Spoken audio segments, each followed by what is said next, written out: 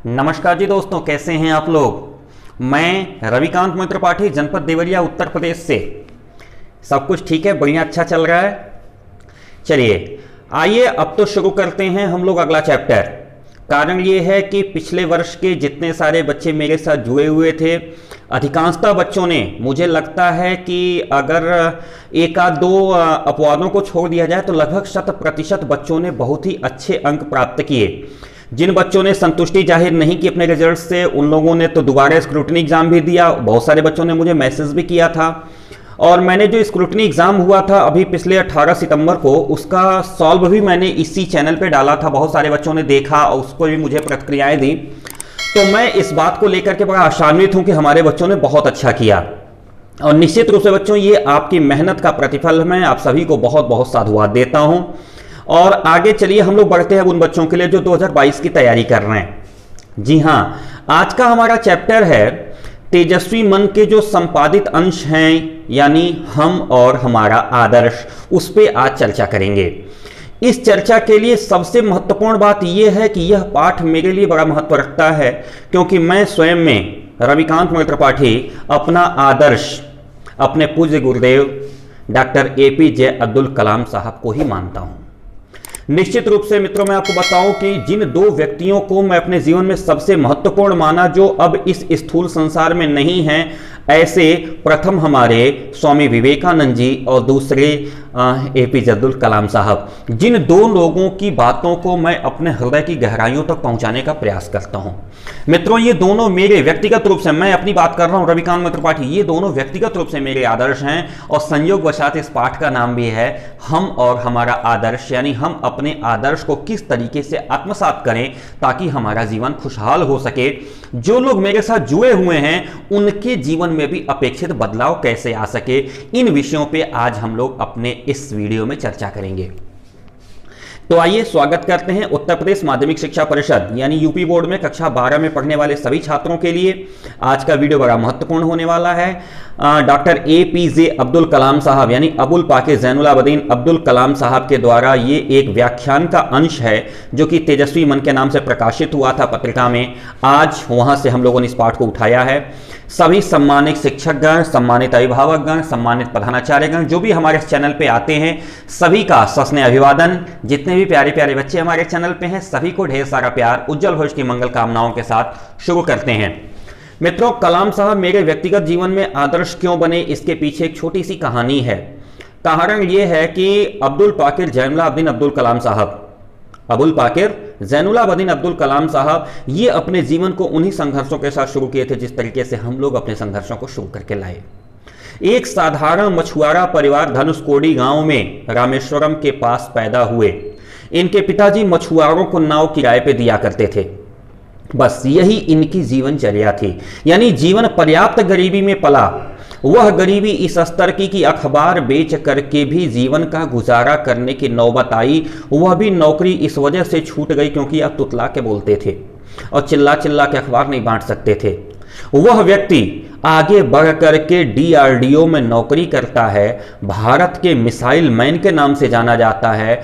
उसके अलावा भारत सरकार ने तो आपको इस योग्य समझा ही कि आपको भारत रत्न का पुरस्कार प्रदान करे, यानी भारत का जो सर्वश्रेष्ठ सर्वोच्च नागरिक सम्मान है भारत रत्न, वह आपको उन्होंने दिया। लेकिन इन सबसे बढ़ करके जो चीज आती है कि peoples president of India, Bharat के 11वें राष्ट्रपति के रूप में आपने शपथ ली थी। लेकिन सिर्फ आप 11वें राष्ट्रपति नहीं गए, बल्कि आपके साथ विशेषण रखता पीपल्स प्रेसिडेंट, जनता का राष्ट्रपति। भारतीय जनता पार्टी और भारतीय राष्ट्रीय कांग्रेस दोनों का सहयोग मिला था आपको राष्ट्रपति बनाने में। पंडित अटल बिहारी वाजपेयी जी की सरकार थी जब वो प्रधानमंत्री हुआ करते थे, जिस समय इनको राष्ट्रपति का कार्यभार मिला हुआ था। लेकिन आप जो है जनता के राष्ट्रपति के रूप में जाने जाते हैं। 1974 में कराए गए पहले परमाणु परीक्षण से आपका नाम बहुत तेजी से लाइमलाइट में आया, यानी सबके सामने आया, और फिर आपके विद्वत्ता की छाप सबके ऊपर पड़ती चली गई। सन 1998 में जो दूसरा परमाणु परीक्षण किया जिसने पूरे विश्व को घुटनों पर लाकर खड़ा कर दिया था, उस दूसरे परमाणु परीक्षण में आपकी सबसे महत्वपूर्ण भूमिका थी और भारत ही ने पूरे विश्व को एक नया विशेषणात्मक नाम दिया था, क्या? Missile man. तो ये हमारे एपीजे अब्दुल कलाम साहब की जीवन गाथा है। इनका जीवन परिचय आपके पुस्तक में दिया हुआ है। इसको आप लोग बेहतर तरीके से पढ़ेंगे, सुनेंगे, समझेंगे और तब आप जानेंगे कि आखिर इनका जीवन आदर्श क्यों है। और व्यक्तिगत रूप से बड़ी श्रद्धा वाला नाम है। मैं इनको बड़ी श्रद्धा के साथ प्रणाम करता हूं, आदर करता हूं। और आइए इस पाठ को शुरू करते हैं। शुरू करने के पहले एक छोटा सा रिक्वेस्ट है कि प्लीज जो लोग भी हमारे चैनल पे नए हैं, इस चैनल को सब्सक्राइब जरूर कर लीजिएगा। वीडियो अच्छा लगे लाइक कर लीजिएगा और अपने फ्रेंड्स के साथ शेयर करने का प्रयास करिएगा। आइए शुरू करते हैं। पाठ का नाम हम और हमारा आदर्श। कहते हैं कलाम साहब, स्टार्ट करते हैं अपनी बात को, ये शुरू करते हैं, कह रहे हैं कि मैं खास तौर से युवा छात्रों से ही क्यों मिलता हूं।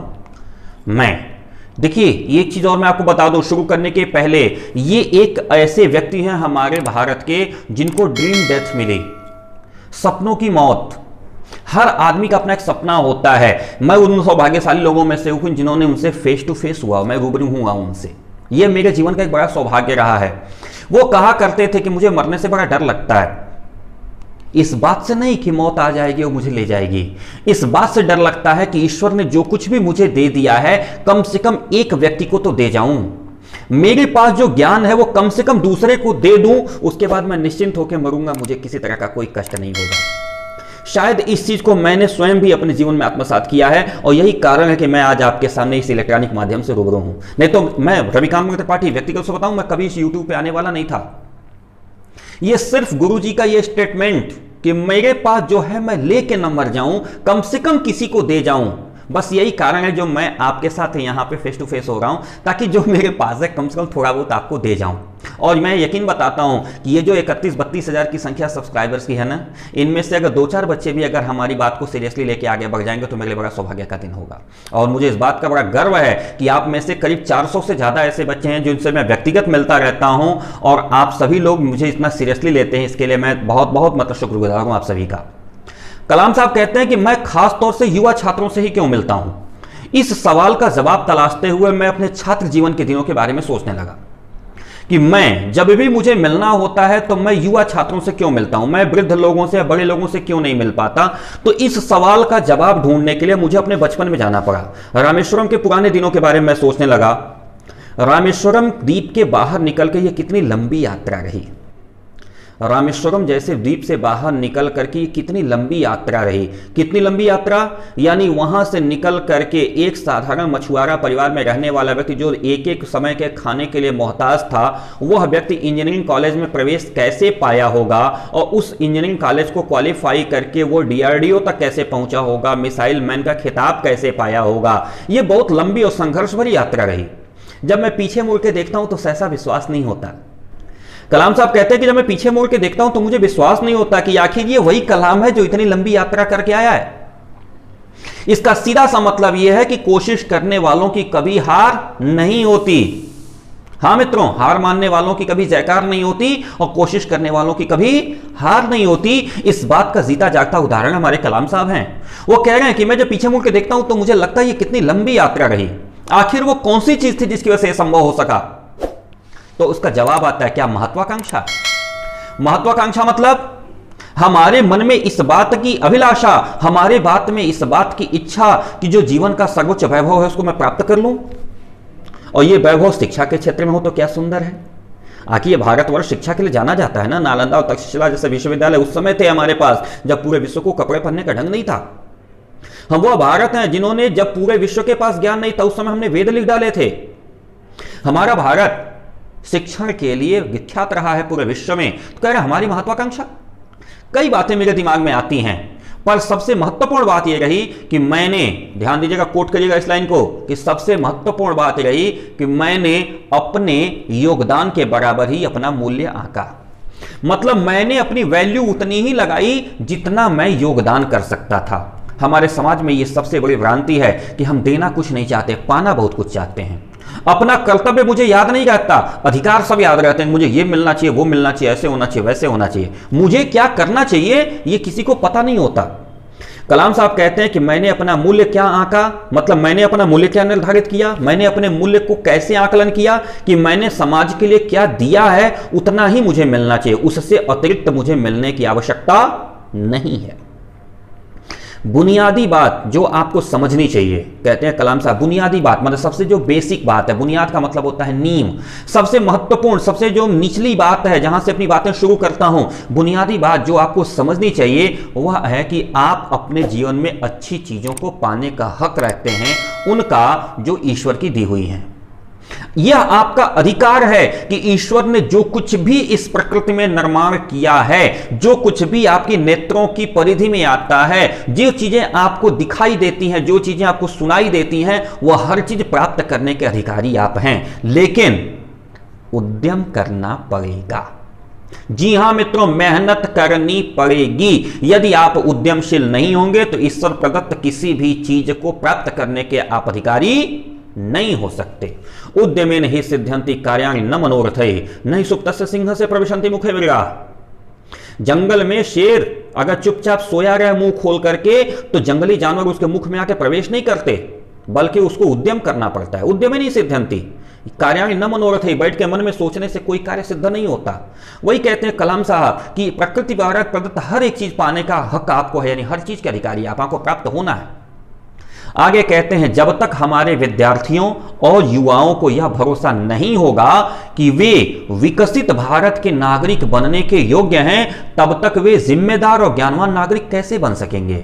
देखिए कितनी बड़ी बात कह रहे हैं। जब तक हमारे युवाओं को, युवा किसको कह सकते हैं, युवा वह व्यक्ति होता है जो हमेशा ऊर्जावान होता है, युवा वह व्यक्ति होता है जो हमेशा आगे की तरफ बढ़ने की हिम्मत रखता है, युवा वह व्यक्ति होता है जो पर्वतीय परिस्थितियों से टकराने की क्षमता रखता है। ऐसी परिस्थितियां जो पर्वत के समान अचल हों, आपके सामने अजय हों, उनसे भी टकरा करके तोड़ने की हिम्मत रखता है, वो युवा है।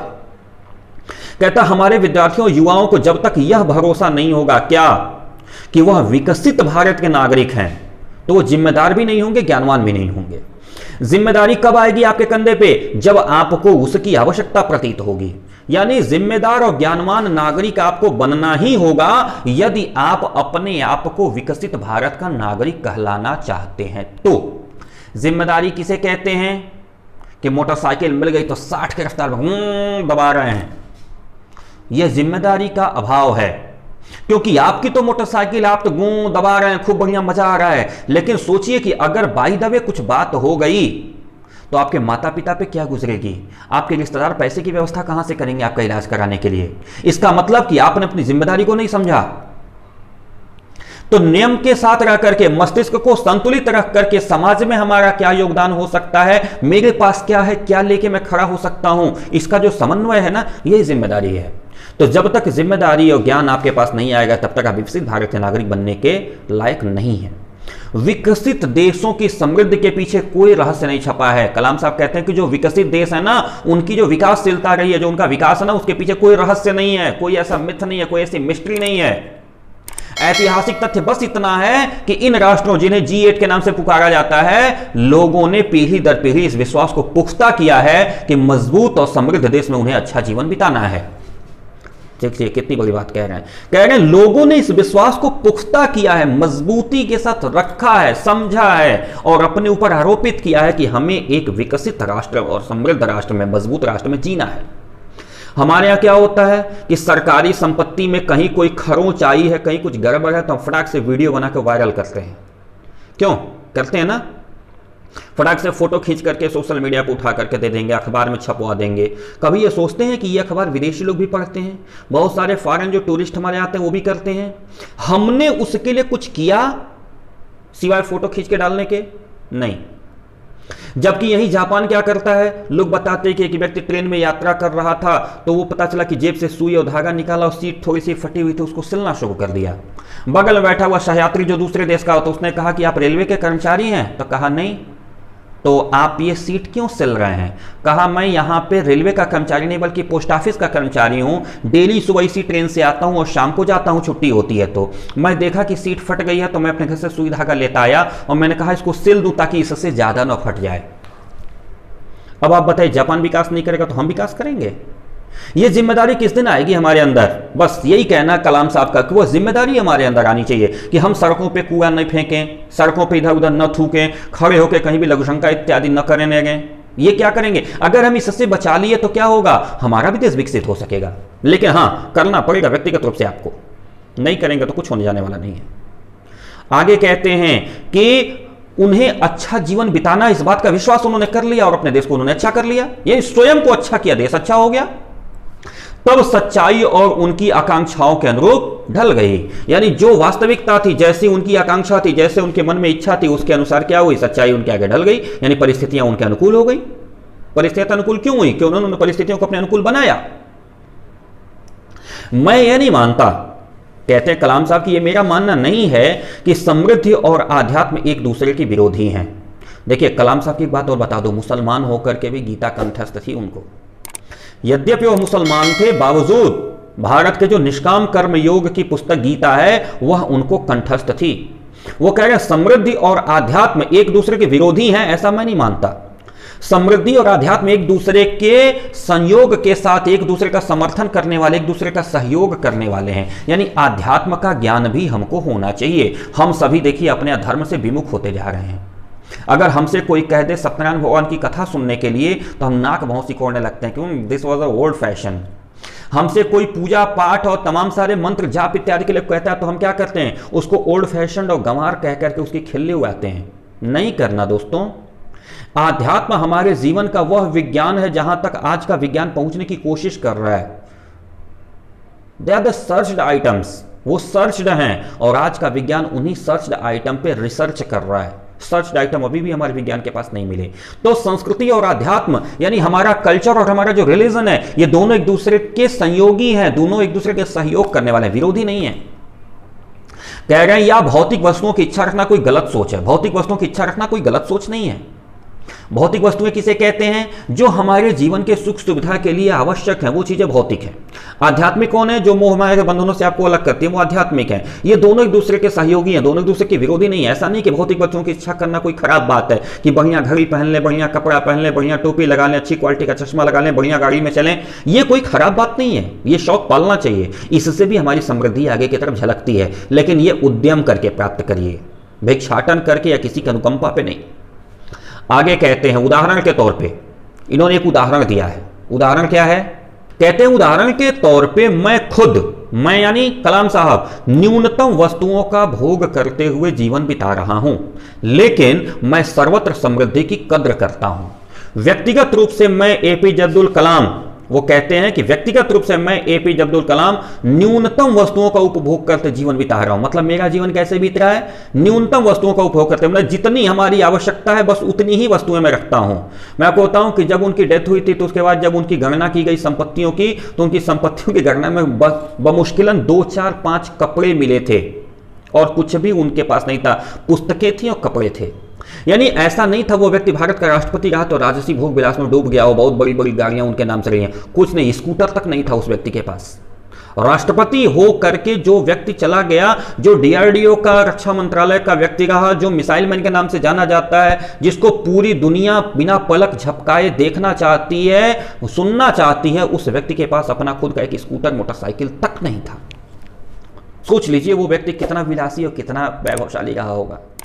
कहा कि मैं खुद न्यूनतम वस्तुओं का उपयोग करते हुए जीवन बिता रहा हूं, लेकिन मैं सर्वत्र समृद्धि की कामना करता हूं। चारों तरफ मैं चाहता हूं कि चारों तरफ समृद्धि फैले, चारों तरफ विकास हो, लोगों के पास वैभव की चीजें हों। कह रहे हैं क्योंकि समृद्धि अपने साथ साथ सुरक्षा तथा विश्वास लाती है। जब आपका समृद्धि होती है तो आप सुरक्षा की भावना आपके अंदर आती है कि उस समृद्धि की सुरक्षा कैसे करें और स्वयं को भी सुरक्षित कैसे करें। आपको अपनी भी सिक्योरिटी दिखाई देती है। यदि आपके जेब में अभी 1000 रुपए हो ना तो आप चैन से सोते हैं, लेकिन अगर जेब में 100 रुपए ना हो तो आप चिंता में सोते हैं कि अगर रात को तबीयत खराब हो जाएगी तो दवा कहां से आएगी। यानी समृद्धि सुरक्षा की भावना भी लाती है, स्वयं के लिए भी और उस समृद्धि के लिए भी। वो विश्वास लाती है आपके अंदर। वह विश्वास इस बात का लाती है कि मैं अपने साथ साथ दूसरे की भी कदर कर सकता हूं। यदि मेरे पास कार है और उस कार में पेट्रोल भराने की व्यवस्था हमारी नहीं है तो हम रात भर इस आशंका में सोते हैं कि अगर मोहल्ले का कोई व्यक्ति मांगने आ जाएगा तो मैं क्या कहूंगा। मैं रविकांत मित्र पाठी अपने स्तर पे प्रयास करता हूं, जो देवरिया के रहने वाले मेरे मित्र हैं जानते होंगे, मेरे पास जो कार है ना, अगर मेरी कार दिन में थोड़ी बहुत चल जाए तो मैं शाम को उसमें 2-4-5 लीटर तेल डाल के खड़ा करता हूं कि रात बिरात अगर किसी को जरूरत पड़ जाए, कोई मेरे पास आ गया तो मैं उसको कम से कम गोरखपुर मेडिकल कॉलेज तक तो पहुंचा दूं। तो मित्रों, सुरक्षा क्या करती है? समृद्धि और विश्वास का एक परिचायक होती है। आगे कह रहे हैं कि जो अंततः हमारी आज़ादी को बनाए रखने में सहायक है, यानी हमको आज़ाद रहना है, हमको स्वयंभू रहना है, अपने मन का मालिक बने रहना है, अपनी को अपने जैसा सिद्ध करना है, तो इसके लिए समृद्धि चाहिए। कह रहे हैं आप अपने आसपास देखेंगे ना तो प्रकृति भी कोई काम आधे अधूरे मन से नहीं करती। ईश्वर, प्रकृति यानी ईश्वर, यानी प्रकृति भी कोई काम आधे अधूरे काम से नहीं करती। किसी बगीचे में जाइए, मौसम में अगर आया होगा ना तो आपको फूलों की बहार देखने को मिलेगी। कोई भी पेड़ ऐसा नहीं जो आधा अधूरा मन से खिला होगा। जितने वृक्ष होंगे उस मौसम के अनुकूल सारे वृक्षों पे पर्याप्त पुष्प होंगे। प्रकृति आधे अधूरे काम नहीं करती। ऊपर देख लीजिए आसमान की तरफ, कह रहे हैं कि यह ब्रह्मांड आपको अनंत तक फैला दिखाई देगा। कहीं पार्टीशन नहीं मिलेगा बीच में कि एल्युमिनियम का पार्टीशन कर दिया बीच में कि चलो यहां से आधा इधर रहेगा, इधर का डेवलप कर लेते हैं, इधर का बाद में डेवलप करेंगे। करता है क्या ऐसा? जैसे हम लोग क्या करते हैं, थोड़ा सा एरिया करते हैं, इतने दूर टाइल्स लगवा लो, बाकी इतने दूर अगले महीने लगवा लेंगे। प्रकृति ऐसा नहीं करती। प्रकृति संपूर्ण वैभव को एक साथ लेकर चलती है, और इसको कहा इन्होंने कि यह आपके यकीन से भी परे, यानी आप उस स्तर तक सोच भी नहीं सकते जिस स्तर तक यह ईश्वर या प्रकृति सोचती है। जो कुछ भी हम इस संसार में देखते हैं वो ऊर्जा का ही स्वरूप है। ऊर्जा यानी एनर्जी, एनर्जी यानी ऑलमाइटी गॉड। इस संसार में जो कुछ भी हमको दिखता है वो ऊर्जा का ही स्वरूप है। ऊर्जा यानी जो आपको चला रही है, जो इस रविकांत के अंदर बोल रही है, ये ऊर्जा है। जिस दिन ये ऊर्जा इसके अंदर से निकली तुरंत सीधे ला दो, ले चलो बरहज, दूसरा कोई उपाय नहीं बीच में। कहा वह ऊर्जा का ही स्वरूप है। जैसा कि महर्षि अरविंद ने कहा है कि हम भी ऊर्जा के ही अंश हैं। जी हाँ, बिल्कुल, हम ऊर्जा के ही अंश हैं। यह ऊर्जा है तभी ये मॉलिक्यूल्स एक दूसरे से चिपके हुए हैं, नहीं तो ये तो गल के खत्म हो जाते। ये जो मॉलिक्यूल्स हमारे शरीर में जो कार्बन के और प्रोटीन के चिपके हुए हैं, ये क्या है? ये बीच में एटॉमिक एनर्जी है, तभी वो चिपके हुए हैं, अदरवाइज ये चिपके नहीं होते। ये जो मुंह से लगातार मैं जो आवाज निकाल रहा हूं, ये क्या है? ये एनर्जी है।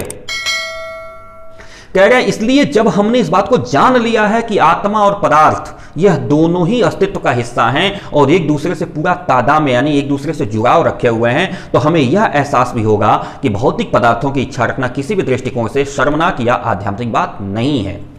क्या कहा इन्होंने? कहा कि पदार्थ और आत्मा, एवोगैड्रोस की हाइपोथेसिस अगर आप पढ़ेंगे तो इस संसार में दो ही चीजें एग्जिस्ट करती हैं, first is energy and second is matter. Avogadro की हाइपोथेसिस कहती है कि धरती पे दो ही चीजें हैं, या तो ऊर्जा है नहीं तो पदार्थ है, एनर्जी एंड मैटर। तो ऊर्जा कौन? भगवान। पदार्थ कौन? मैं। हाँ, मैं नर, वो नारायण। हमारे संकल्पना ये है ना कि एक नर एक नारायण है, एक ऊर्जा है, एक पदार्थ है, एक भगवान है, एक इंसान है। तो कहा हम भौतिक पदार्थों की इच्छा रखें, यह इसके लिए आवश्यक है। इसमें कोई ऐसा दृष्टिकोण नहीं है, कोई ऐसा कारण नहीं है कि इसको हम लोग शर्मनाक माने। इसके बावजूद हमें अक्सर यही विश्वास दिलाया जाता है कि भौतिक पदार्थों की इच्छा रखना गलत है, नहीं होना चाहिए। भौतिक पदार्थों की इच्छा रखिए।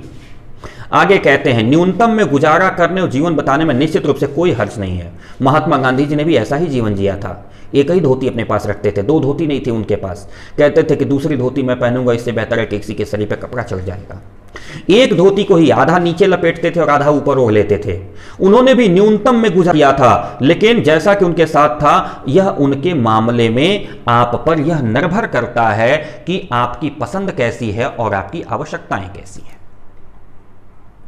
आगे कहते हैं कि आपकी जीवन शैली ऐसी इसलिए है क्योंकि इससे वे तमाम जरूरतें पूरी होती हैं जो आपके भीतर की गहराइयों से उपजी होती हैं। यानी आपके अंदर की जो इच्छाएं होती हैं ना, वो इन्हीं सारी चीज़ों से उपजी होती हैं। इसलिए भौतिक चीज़ों की इच्छा अपेक्षा करना आपका नैतिक दायित्व है। आपको उसे पूरा करना चाहिए और पूरा करने के लिए उद्यम करना चाहिए। लेकिन इसके साथ कहते हैं लेकिन त्याग की प्रतिमूर्ति बनना और जोर जबरदस्ती से चुनना, सहने का गुणगान करना, ये अलग बातें हैं। देखिए, त्याग की प्रतिमूर्ति बनना और वो भी जोर जबरदस्ती से, ये गलत है, ये अनुचित है। ये कलाम साहब कहते हैं ये अनुचित। त्याग की प्रतिमूर्ति बनिए, लेकिन जब मन में संतोष हो तो। ऐसा नहीं है कि किसी के कहने पे दिखावे के लिए या अपने मन की इच्छाओं को मार करके त्याग की प्रतिमूर्ति बन जाइए। नहीं, ऐसा करने के लिए मना करते हैं। हमारी युवा शक्ति से संपर्क कायम करने के मेरे फैसले का आधार भी यही रहा है कि मैं उनको यह बता सकूं, ये युवा शक्ति से जो मेरे फैसले, जो कम्युनिकेशन हुआ है, इस कम्युनिकेशन का आधार यही है कि आप अपनी इच्छाओं को मत मारिए, अपनी इच्छाओं को अपने साथ रखिए, बशर्ते उन इच्छाओं को पूरा करने के लिए पूरी शक्ति, पूरी ताकत लगा के अपने उद्यम करिए और उन महत्वाकांक्षाओं को पूर्ण करने के लिए अपनी जिजीविषा से काम करिए। उनके सपनों को जानना और उनको यह बताना कि अच्छे भरे पूरे सुख सुविधाओं से पूर्ण जीवन के सपने देखना और फिर उस स्वर्णिम युग के लिए काम करना सही है। बिल्कुल मित्रों, सपने देखना ये बहुत कॉमन स्टेटमेंट है जो कलाम साहब का आता है। खूब लोग कहते हैं कि सपने वे नहीं होते हैं जो सोते समय देखे जाते, बल्कि सपने वे देखते हैं जो आपको सोने नहीं देते हैं। वही कह रहा है, उन्हें बताना कि अच्छे भरे पूरे समाज में रहने के लिए जो सुख सुविधाओं से पूर्ण जीवन है उसका सपना देखना और उस सपने को प्राप्त करने के लिए पूरा जीजीविषा लगा देना, पूरा ताकत लगा देना, यह युवा शक्ति के लिए आवश्यक है, यही सही है। आप जो कुछ भी करें, कह रहे वह आपके हृदय से किया गया हो, इसलिए अपनी आत्मा की अभिव्यक्ति को मौका दीजिए। और इससे क्या पाएंगे पता है? अपने आसपास प्यार तथा खुशियों का प्रसार कर सकेंगे। आप प्यार कब फैला पाएंगे, आप खुशियां कब फैला पाएंगे? जब आपके पास रहेगा तब तो। जो चीज मेरे पास है ही नहीं वो मैं फैला कैसे पाऊंगा? सोचिए, जो चीज मेरे पास रहेगी वही तो फैलाऊंगा। मेरे पास बाल्टी में पानी भरा रहेगा तो मैं पानी फेंक पाऊंगा, मेरे पास फूल रहेंगे तो मैं फूल फेंक पाऊंगा। जब मैं खुद ही रीते हाथ रहूंगा, जब मेरे हाथ में कुछ है नहीं, मैं खाली हूं, तो मैं क्या दूंगा किसी को? तो अपने पास प्यार, अपने पास खुशियां, अपने पास समृद्धि, अपने पास व्यावहारिकता, यह समय रहते इकट्ठा कर लेनी पड़ेगी। हम सभी युवा हैं, इन्होंने हमसे और आपके लिए कहा है, हम सभी युवा हैं, अभी हमारे पास ऊर्जा है और इसलिए जितना जल्दी हो सके हम ये सारी चीज़ें, अपनी महत्वाकांक्षाओं को पूरा करने के लिए जो जरूरी चीज़ें हैं उसको इकट्ठा कर लें, ताकि भविष्य में जब हमें बांटना पड़े तो हमारे पास कम न पड़े। तो मित्रों, ये पाठ था तेजस्वी मन से लिया गया हम और हमारा आदर्श, जिसकी व्याख्या हम लोगों ने आज समझी और परम पूज्य गुरुदेव डॉक्टर APJ अब्दुल कलाम साहब के मुखारबिंद से निकला हुआ यह व्याख्यान बहुत ही प्रभावशाली है, बहुत ही ज़्यादा। और व्यक्तिगत से मैं रविकांत मित्र पाठी बहुत ज़्यादा प्रभावित रहता हूं। आशा करता हूं कि यह आपको भी अच्छे से समझ में आया होगा। फिर भी कोई दिक्कत आती है तो प्लीज़ आप हमको कमेंट बॉक्स में दीजिए, मैं मिलता हूँ आपके साथ जवाब के। और चलते चलते रिक्वेस्ट वही है कि जो लोग भी अभी तक हमारे चैनल को सब्सक्राइब नहीं किए हैं, प्लीज़ आप उसको सब्सक्राइब कर लीजिएगा। अच्छा लगे लाइक करके अपने फ्रेंड्स के साथ शेयर करने का प्रयास करिएगा। यदि कोई ग्रीवेंसेस आपके पास रह जाती हैं या कोई इश्यूज क्रिएट होते हैं, आप प्लीज़ उसको हमको कमेंट बॉक्स में दीजिए। नंबर आपके स्क्रीन पर नीचे चल रहा है, व्हाट्सअप करिए, हम उसका जवाब देने का प्रयास करेंगे।